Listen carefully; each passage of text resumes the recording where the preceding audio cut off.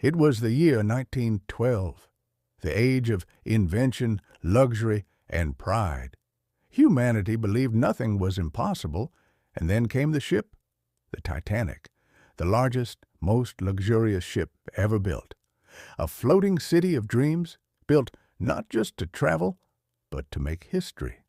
They said, even God himself cannot sink this ship. And those words became a cur.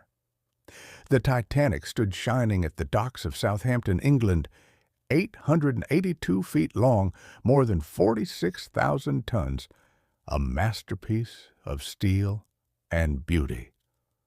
On the morning of April 10th, thousands gathered to watch her sail away for her maiden voyage, her very first journey.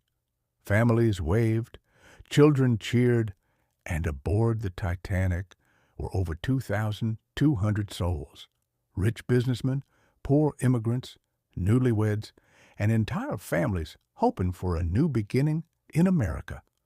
For them, Titanic wasn't just a ship, it was hope. The Titanic was divided into 3 classes. First-class passengers lived like royalty, grand dining rooms, gold-trimmed walls, live orchestra, and personal servants. The second class enjoyed comfort few had ever known. And deep below in the third class, poor immigrants sang songs, danced, and dreamed of America, their land of opportunity. But everyone, rich or poor, felt proud to be aboard the unsinkable ship. Captain Edward Smith, known as the Millionaire's Captain, commanded the Titanic. He was calm, respected, and believed in his ship more than anything. No one could imagine.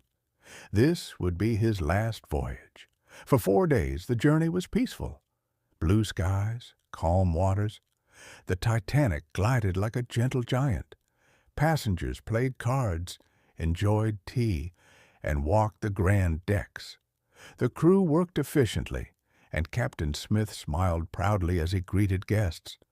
But nature had started whispering warnings. Nearby ships were sending messages, "Icebergs ahead." But the Titanic's radio operators, busy sending personal messages for wealthy passengers, set those warnings aside. Six warnings were received that day, all ignored. A small mistake, a tiny bit of pride, that would soon change everything. It was a cold, silent night. The sky was filled with stars, the sea still as glass. At 11:30 p.m., the temperature dropped below freezing. 2 lookouts, Frederick Fleet and Reginald Lee, stood at the ship's crow's nest scanning the darkness. They had no binoculars. They were missing since departure. The ship moved at full speed, 22 knots, too fast for the icy waters. Then, just before 11:40 p.m., Frederick saw a dark shadow ahead, massive and silent. An iceberg. He rang the bell 3 times and shouted into the telephone, "Iceberg right ahead!" The officers turned the wheel hard to port. The engines reversed, but it was too late. The iceberg brushed along the right side of the Titanic, slicing open her steel hull like paper. 5 compartments were torn open. The ship could stay afloat if only 4 flooded, but 5 was too many. Within minutes, freezing seawater began flooding the lower decks. At first, passengers barely noticed. The impact was soft, just a vibration through the floor. Some came out of their cabins curious, others laughed it off. But deep below, firemen and crew members were fighting to stop the rising water. Chief Designer Thomas Andrews, after examining the damage, turned pale. He whispered to the captain, "She will sink, sir." In less than 2 hours, Captain Smith was stunned.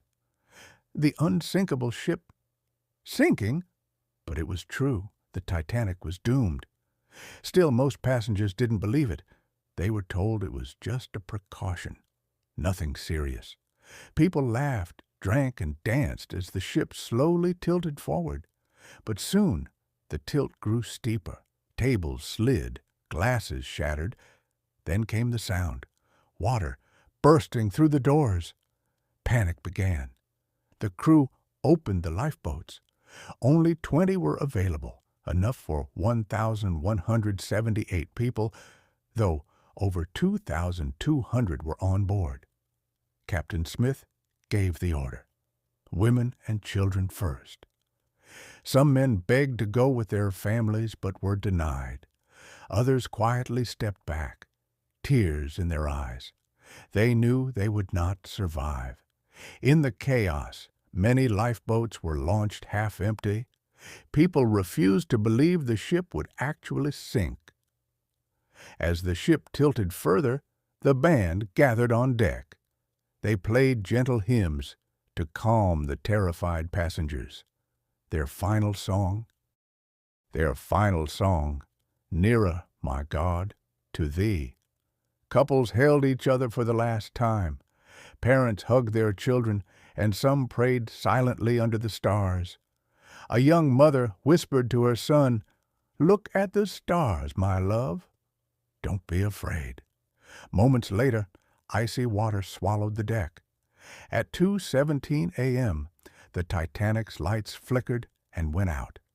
3 minutes later, the ship broke into 2 pieces. The bow plunged deep into the ocean, dragging hundreds with it. The stern rose high, almost vertical, before it too sank. Thousands screamed in the freezing dark sea, but one by one, the voices faded away.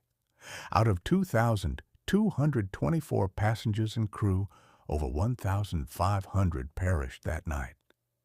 At dawn, the rescue ship Carpathia arrived.